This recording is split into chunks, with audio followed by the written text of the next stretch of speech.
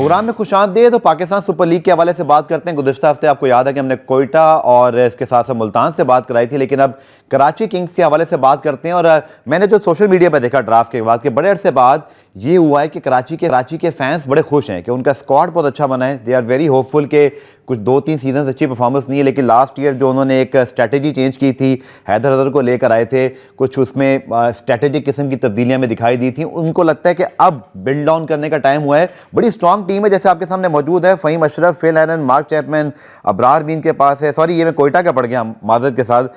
Adam Milne, David Warner, Abbas Afridi, और इसी तरह जो है ना, वो अगर आप देखें तो सबसे इंपॉर्टेंट चीज़ थी डेविड वार्नर की, और इसके ऊपर बड़ी बात हुई और कराची ने उनको हासिल किया। हैदर अजहर मेरे साथ मौजूद है, कराची किंग्स के टीम डायरेक्टर।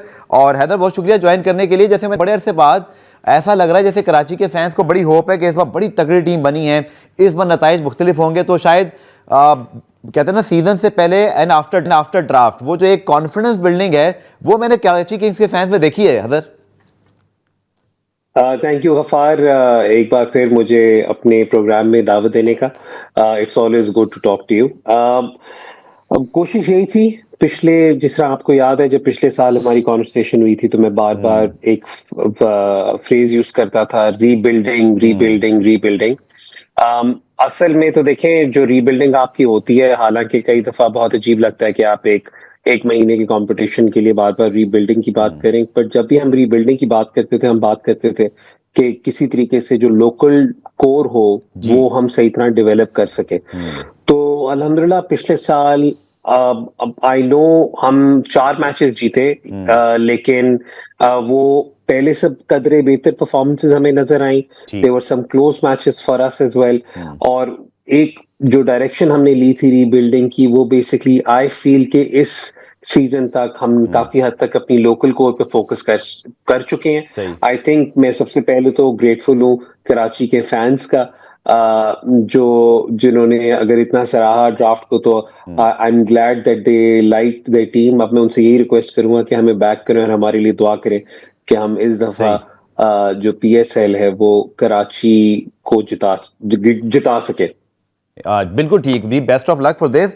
लेकिन हैदर भाई, थोड़ा सा फ्रैंकली बात करते हैं, क्योंकि फैंस जो है ना, वो ड्राफ्ट के बाद जो बातें हो रही हैं उनसे ज़्यादा इसमें बड़े इंटरेस्टेड होते हैं कि ड्राफ्ट से पहले क्या हो रहा था। पहले तो ये बताएं हैदर भाई, फ्रैंकली मूड में, कि आपको उम्मीद थी कि डेविड वार्नर आप तक पहुंच जाएंगे? कोई बैकअप प्लान था? क्योंकि बहुत सारे लोग ये समझ रहे थे लाहौर भी उठा सकता है, लेकिन डेफिनेटली उनके पास ऑलरेडी फ़खर मौजूद थे। सो क्या सोच रहा होता है टीम डायरेक्टर जब वो ड्राफ्ट में बैठा होता है कि अगर ये बच गया, प्लान ए बी सी आपके ज़हन में? टू बी ऑनेस्ट आप बताएं फ्रैंकली क्या था? देखिए, बहुत सीधी सी बात होती है, जब आपकी बारी हो, दूसरे नंबर पर हो या तीसरे नंबर पर हो, तो आप उसके मुताबिक अपने सिनेरियोस क्रिएट करते हैं। ठीक है। हम लोगों को यही था कि पहली बारी लाहौर की है, अगर लाहौर उठा लेती डेविड वार्नर को और हमारे तक वो अवेलेबल ना होते तो हम फिन एलन को उठा लेते। अगर उन्होंने फिन एलन को उठाया तो हमने वार्नर को उठा लिया। तो वो हमारे 2 सिनारियोज ही थे उस वाली सारी सिचुएशन में। तो हम लोग दोनों सिचुएशंस के लिए प्रिपेयर्ड थे, और दोनों प्लेयर्स से हमारी 11 की क्वालिटी इंप्रूव हो रही थी। तो सबसे पहले तो जहां तक वो असेसमेंट था, वो काफी हद तक स्ट्रेट फॉरवर्ड थी हमारे लिए। हमारी बारी नंबर 2 थी, तो हम 2 सिनारियोस तक ही महदूद थे। जो सेकंड राउंड की जो बात है, उसमें ये था कि हम काफी प्लेजेंटली सरप्राइज थे जब हमें लगा कि फिन एलन, जो हमारे नजदीक सबसे प्रोमिनेंट बॉलर थे प्लैटिनम कैटेगरी में, जब वो हमारे तक बचे तो वी टुक दैट अपॉर्चुनिटी। और इसलिए फिर हमने बाय दैट टाइम, क्योंकि कोयटा भी अपना वाइल्ड कार्ड लोकल प्लेयर पे, हाँ जी, कोयटा भी अपना वाइल्ड कार्ड इस्तेमाल कर चुके थे by that time local player पर। तो हमें पता था कि हम अब थर्ड बारी में आराम से लोकल प्लेयर की तरफ जा सकते हैं। तो we were glad the way things panned out in the beginning. और डायमंड में तो वैसे ही हमारी टर्न नंबर 1 थी, तो we knew we could get Khushdil in that turn. और आप तो बड़े खुश होंगे जो आईएल T20 भी चल रहा है, लेकिन उसमें तो चले आपके बाकी बॉलर हैं, एडम मिल वगैरह, लेकिन जो बीपीएल में 7 छक्के भी लगा दिए। तो हैदर भाई, आप तो खुशदिल की परफॉर्मेंस से और ज्यादा खुश हो रहे होंगे कि एक तो पिक भी हो गए और दूसरा फॉर्म भी दिखा रहे हैं। गवार, मेरा और खुशदिल का काफी एक अच्छा स्ट्रॉन्ग रिलेशनशिप है, अच्छा बॉन्ड है। और ये, हाँ जी, मतलब मैं उस दिन भी प्रेस कॉन्फ्रेंस में मैंने बताया था कि पीएसएल 3 में वो ज़ेल्वी के इमर्जिंग प्लेयर थे, 4 में वो किसी भी टीम में सिलेक्ट नहीं हुए थे। फिर पीएसएल 5 में जब मैं मुल्तान में था, तो हम ही मुल्तान उन्हें लेकर आए थे। उन्होंने बहुत ज्यादा मैचेस जिताए। आई नो हर प्लेयर का अच्छा बुरा आता है, लेकिन जिस पोजीशन पे और जिस तरीके की क्रिकेट खुशदिल खेलते हैं वो हाई रिस्क हाई रिटर्न वाली होती है। तो ऑब्वियसली बात है, हम बहुत खुश हैं कि खुशदिल की इस वक्त अच्छी फॉर्म लगी हुई है। सही। बस यही दुआ है कि इंशाल्लाह ताला पीएसएल में भी वो इसी तरीके से खेले हमारे लिए। चलिए एक सवाल बड़ा मजेदार, चूंकि अब्बास अफरीदी पाकिस्तान के लिए भी इस वक्त अच्छा कर रहे हैं, राइजिंग स्टार हैं, उनको प्लेटिनम में देख के खुशी भी हो रही है कि हमारे अपने प्लेयर्स को रिवॉर्ड मिला, लेकिन हसन अली फिर रेलीगेट हुए थे। और हालांकि वो बड़ा नाम है, पीएसएल के बहुत बड़े परफॉर्मर हैं, लेकिन थोड़ा सा हैदर भी आप भी एग्री करेंगे कि अपने कैरियर के वो हिस्से में नहीं है जहां वो बहुत ज़्यादा अपनी पीक पर थे। उनको इंटरनेशनल क्रिकेट भी बहुत ज़्यादा खेलने की ज़रूरत है। मुझे लगता है कि कभी भी वो कम बैक कर सकते हैं, बट थोड़ा सा एक पीरियड चलता है प्लेयर के लिए जहां उसकी लक साथ नहीं देती, कभी फॉर्म नहीं होती। So how you see Abbas in platinum, Hasan back to मतलब डायमंड, और दोनों ही आपकी टीम में शामिल हैं। टीम हैंडलिंग की मैं हवाले से बात कर रहा हूँ, किस तरह फिर ये आप लोग जो है वो सारा कुछ करते हैं। ये एक बड़ी कहते हैं ना, एक डिमांडिंग किस्म की जॉब है सारे प्लेयर्स को मैनेज करना। अच्छा, सबसे पहले तो मैं गफार यहाँ पे बता दूं कि जो हसन प्लैटिनम में थे और उसके बाद जो उनकी रेलिगेशन फाइल की गई थी डायमंड के लिए, वो स्ट्रेटेजिक मूव थी मेरे नजदीक। हसन की मतलब बाकी जैसे प्लैटिनम में प्लेयर्स हैं, मेरे लिए हसन अली बिल्कुल भी उससे कम नहीं है। सही है। और देखिए पिछले साल भी बहुत ज्यादा तनकीद का निशाना बनाया हुआ था हसन को, लेकिन हसन की जो परफॉर्मेंसेस थी कराची के लिए लास्ट ईयर, एक तो वो हमारे हाईएस्ट विकेट टेकर थे, उसके अलावा देखिए वो जो क्रिकविज के कुछ इम्पैक्ट्स होते हैं जो हम फॉलो करते हैं, उसमें he was one of the top 6 players of the competition. तो देखिए वो एक स्ट्रेटेजिक कॉल थी कि अगर हसन अली की रेलिगेशन सक्सेसफुल हो जाती तो फिर हमारे पास स्पेस ओपन अप हो जाती अपनी स्क्वाड को बेहतर करने के लिए, तो हमने वो अपॉर्चुनिटी उस तरीके से ली। जहां तक आपने हसन की फॉर्म और उसकी बात की, तो अगर आपको याद हो तो पीएसएल की परफॉर्मेंसेस वगैरह के बाद हसन को पाकिस्तान टीम के लिए कॉल अप भी आ गया हुआ था फॉर आयरलैंड, और वो वहां पे खेले भी थे। लेकिन फिर उसके बाद वो अनफॉर्चुनेटली जून जुलाई में इंजर हो गए थे। वो फुल फिटनेस पे वापस आ चुके हैं। बास ने अपना पीएसएल का करियर कराची किंग्स के लिए as an emerging player start किया था। फिर जब मैं मुल्तान था तो मैं ही उधर लेकर गया। अब हम लोग ही वापस लाने में कामयाब हुए अब्बास को। तो दोनों को हम बहुत ज्यादा दोनों के साथ बहुत ज्यादा एक्साइटेड है, और दोनों के एक कुछ स्पेसिफिक रोल्स हमने ऑलरेडी रखे हुए दिमाग में। अब वो जैसे जैसे टूर्नामेंट करीब आएगा, जैसे जैसे हम अपने प्लेयर्स को नेक्स्ट में देखेंगे, तो will be in a better position to understand कि कौन कैसी फॉर्म के साथ आ रहा है। पुराने में ब्रेक शामिल करते हैं, ब्रेक से वापस आकर हैदराबाद से कराची किंग्स और पीएसएल के हवाले से मजीद सवाल करेंगे।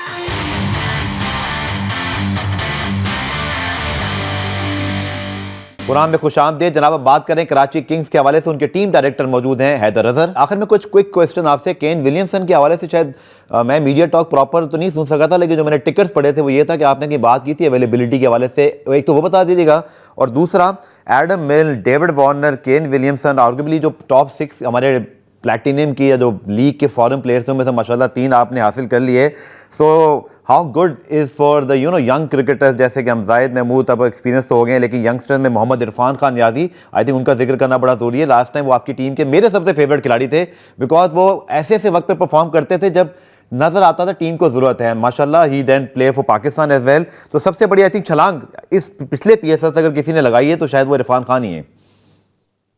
हाँ जी, और वो ये वाली बात है ना कि इमर्जिंग से आपकी मैक्सिमम जंप ही गोल तक जाती है, वरना अगर वो लिमिट ना होती तो शायद हो सकता है इरफान खान नियाजी आपको डायमंड में नजर आते। बहुत ज्यादा एक्साइटेड है। देखिए कुछ एक तो मैं यहाँ पर पीएसएल की तारीफ करूंगा, पीएसएल की मैनेजमेंट की बात करूंगा। उसमें सलमान नसीर और शुएब खालिद जिस तरीके से उन्होंने इस दफा रोस्टर असेंबल किया था, आई नो कुछ लोगों ने थोड़ी सी तनकीद उधर भी की थी, लेकिन देखिए हम जो बाकी सारी फ्रेंचाइज थी हम ये देख रहे थे कि प्लेयर का डेप्थ इस दफा पूल में डेप्थ इतना था कि अभी देखेंगे जॉश लिटल जैसे खिलाड़ी आपको सिल्वर में पिक होते हुए नजर आए हैं, जो पास्ट में वाइल्ड कार्ड लेकर प्लैटिनम में पिक हुए थे। तो आई मीन डेप्थ तो बहुत ज्यादा था, तो हमारे पास वो अपॉर्चुनिटी थी to go after these players. Kane Williamson, David Warner, I know बीच में एक हमारे पे क्रिटिसिज्म किया है कि हमने बहुत ज्यादा टॉप ऑर्डर बैट्समैन असेंबल किए, लेकिन उसके पीछे एक थॉट प्रोसेस जो था वो ये था कि हमारे जो लोकल खिलाड़ी हैं और कुछ एक दो फॉरेनर्स, उनके साथ हमारी ऑलरेडी पहले की कॉन्वर्सेशन हुई थी about flexibility in the batting order. Middle order हम काफी हद तक जो लोअर मिडिल ऑर्डर है वो पाकिस्तानी है, इरफान नियाजी, अरफात मिन्हास, खुशदिल शाह और फिर उसके बाद आमिर जमाल, इन पर रिलाय कर रहे होंगे काफी हद तक।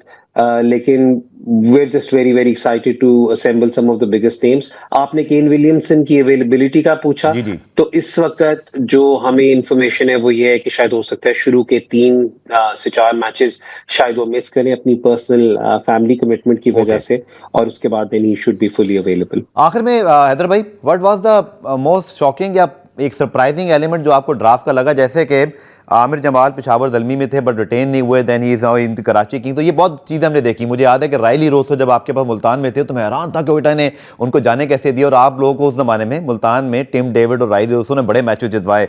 सो आपसे एक फ्रैंकली पूछ रहा हूँ, कोई ऐसी चीज़ जो अनएक्सपेक्टेड आपको लगी या सरप्राइजिंग लगी इस पूरे मामले के अंदर जो पूरा पीएसएल का हुआ, कि ये प्लेयर शायद मतलब मैं एक्सपेक्ट नहीं कर रहा था, जैसे कि आमिर जमाल में भी?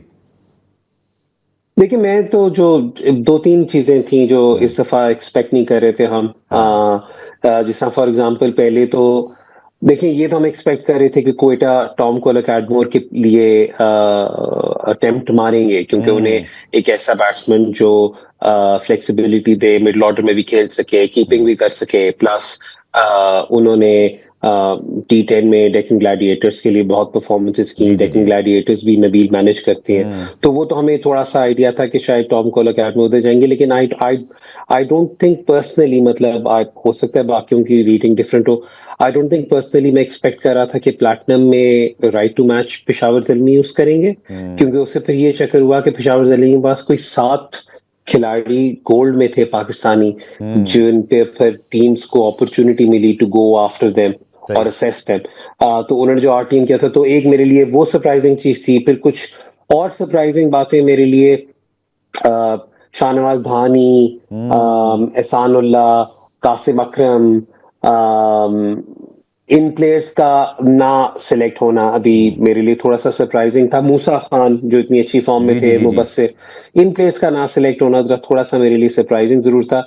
लेकिन मैं ये भी समझ सकता हूँ कि इस दफा क्योंकि जिस किस्म के नाम हमें ओवरसीज कंटिजेंट वगैरह से मिल रहे थे, तो शायद teams had their own plans and were focused accordingly. जाते जाते हेड कोच के हवाले से कुछ बता सकते हैं? लास्ट टाइम तो अनाउंसमेंट थी, अभी जो कि आप लोग ही बैठे थे, तो क्या कोई चीज फाइनल है या अभी फाइनल होनी है? नहीं जी, फिल सिमंस ही है। हमारा फिल सिमंस के साथ मल्टीपल ईयर अरेंजमेंट है।